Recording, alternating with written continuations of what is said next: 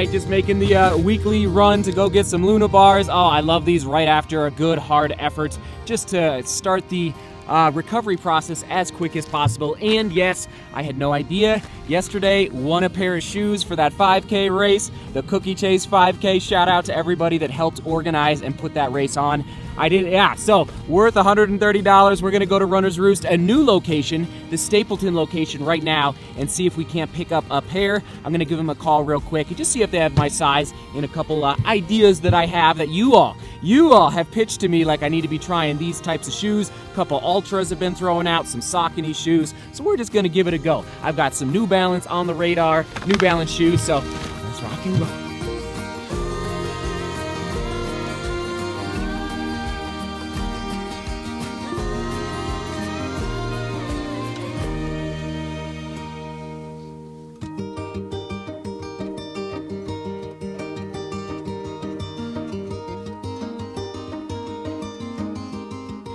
See that cushion here? Yeah. That's what you're feeling back in the back of your heel. Yeah. And that's one of the features that they really liked about a previous model that they added to the Yeah. top. I'll have to run in it, but it feels kind of good. Yeah. Cool. Nice.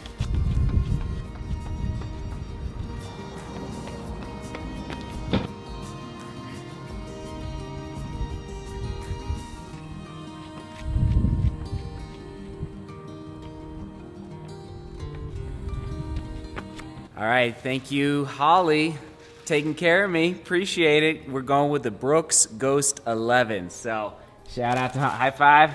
Yes. All right, got to get the other one off my foot.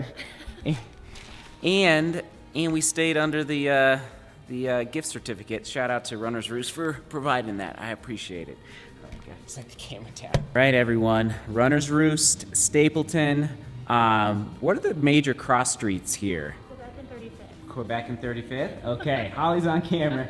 Quebec and 35th for the cross streets, so kind of northeast Denver-ish, kind of, yeah, basically. So come check them out, sweet, big store, I like it. Brooks Ghost 11, we got him. All right, who knows, I don't know. Maybe I'll even wear him today.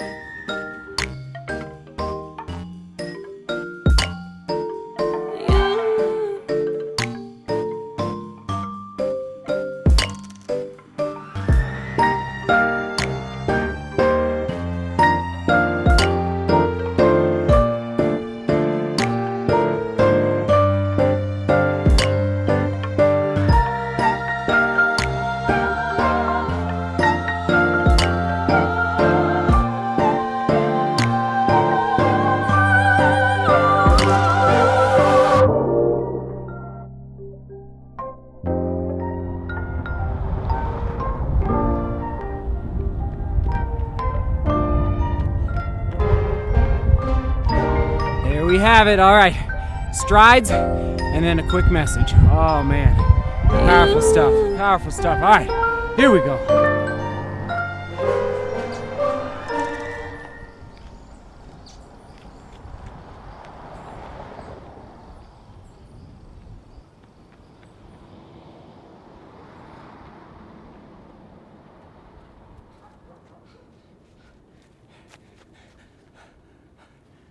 All right, there we go. 13 miles in the books with some strides in the Brooks Ghost 11s. We'll get you back in the studio here in a minute, get you my first impressions on how they performed over 13 miles. And okay, running shoes are great. We love running shoes on this channel. We love talking about them. But at the end of the day, who do running shoes serve?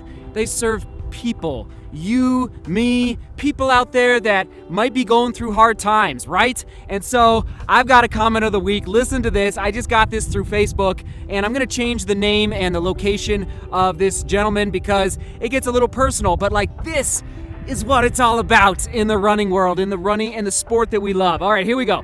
Seth, I'll keep this short because I know you're an extremely busy guy, but even though I'm busy, like, keep sending me the messages. I'll do my best to respond. I just want to put that out there.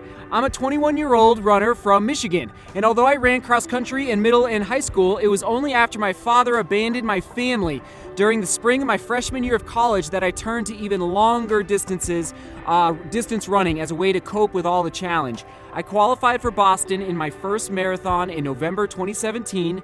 Now, as I sit here at the end of my most grueling training cycle yet, I want to take a chance to personally thank you for getting me through it, even during the tough Michigan winters. Your daily vlogs kept me motivated, inspired, and constantly in love with this crazy life that we call distance running. It doesn't hurt that I too am a huge shoe geek working at a running store and have an arsenal of over 15 pairs.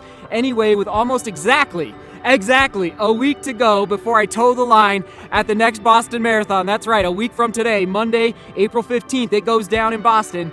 I wanted to let you know that if I achieve my sub 245 goal, it will not only be largely because of you, but also for you. Thanks, man, and run safe. I'm gonna call this gentleman John. Listen, John, it's a tough world. I think a lot, it's not easy being human, right? And dealing with the culture around us and negatives and bills and I don't know, just like anxiety that comes up because of expectations that people put upon us. So I get it. And then family situations can also be very difficult. So I get it, John. Thank you for sharing your story. Just know that I'm always going to be here for you. And guess what? I think this running family here on this YouTube channel is here for you as well. So anyway, shout out to John, and I just appreciate you letting us know. And guess what? We're going to have a live stream watch party for the Boston Marathon next Monday. I think it's going to be 7:30 a.m. Mountain Time. So we will be cheering you on, John. Woo! What a day. Oh, it gets me going, John. You get me going. You inspire me. So, all right. Back to the studio, back to the house.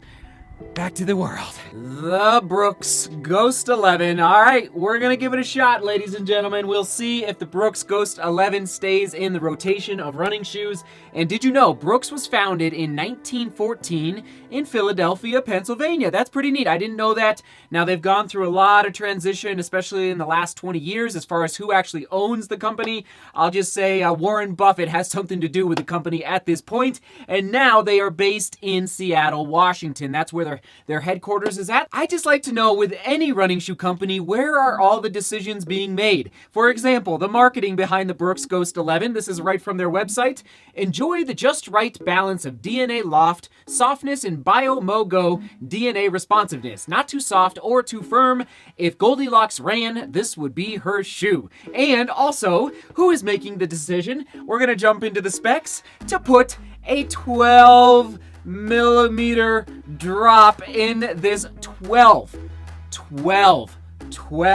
That's the highest drop I believe that I've ever run in. Usually the highest is 10. A lot of Nikes are 10.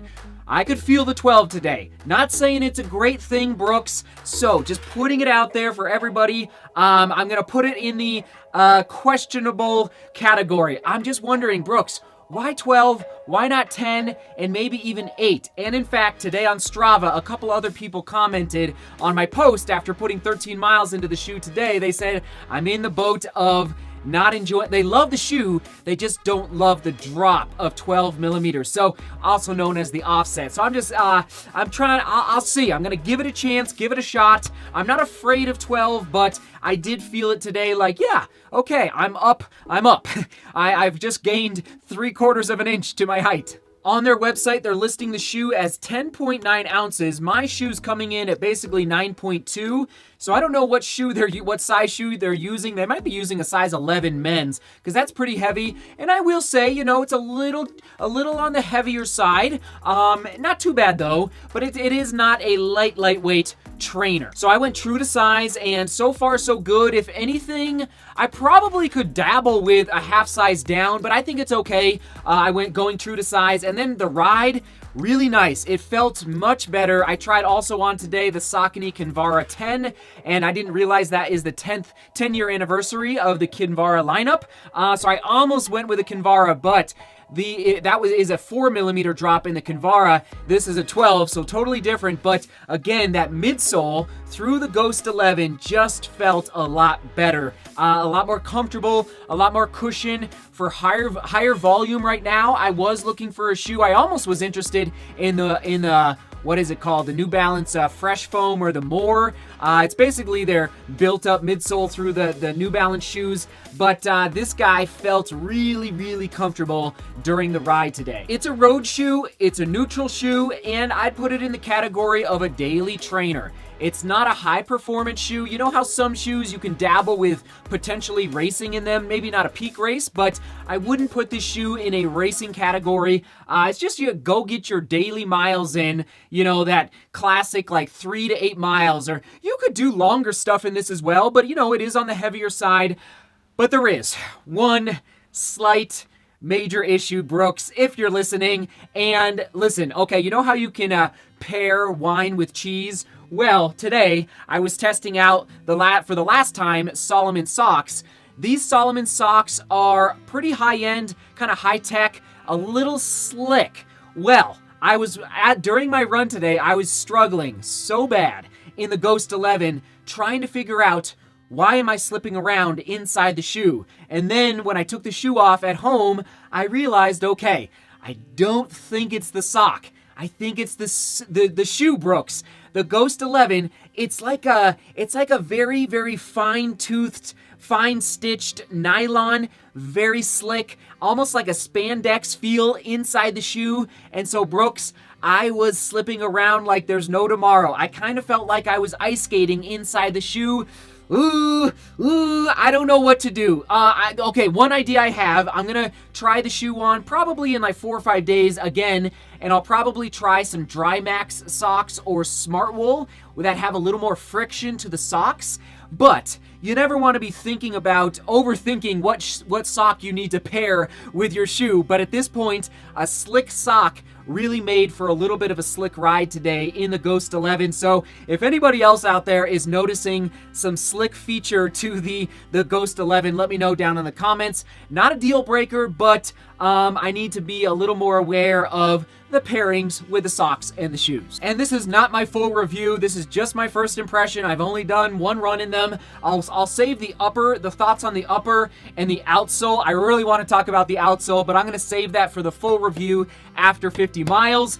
Really a nice ride. I'm telling you, really a nice ride. Just got to figure out that 12mm drop and then test out a sock that has a little more maybe friction built into it with the inner, basically the inner, I won't call it, it's not a liner, but just the inner build quality of the inner build material of the Ghost 11 through the upper. And moving on to the keyword, we're going to go with Ghost, of course, right? We're going to go with Ghost for the keyword down below. Thanks for hitting it up.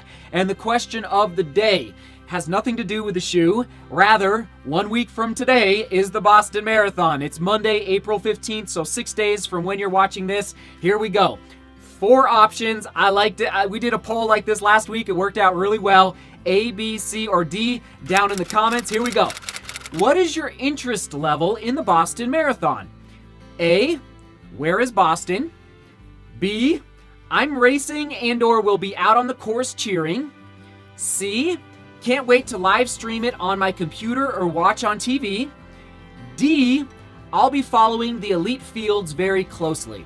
All right, A, B, C, or D. I'm excited this year about the Boston Marathon. I know a couple people racing. Of course, John, aka John, the gentleman who I shared his comment earlier, he's racing. So anyway, I'm excited, but I really just think to yourself like, oh, the Boston Marathon. Like, I've never even followed that event. Where is it? What is it? Especially if you live outside the United States. So anyway, that's the question of the day. Thanks for tuning in for the first impressions of the Brooks Ghost 11, and we're just gonna keep rocking and rolling in it. All right. Oh yeah, video number 2 publishing at 5 p.m. today, all about Solomon socks. Oh yeah. Seek beauty, work hard, and love each other.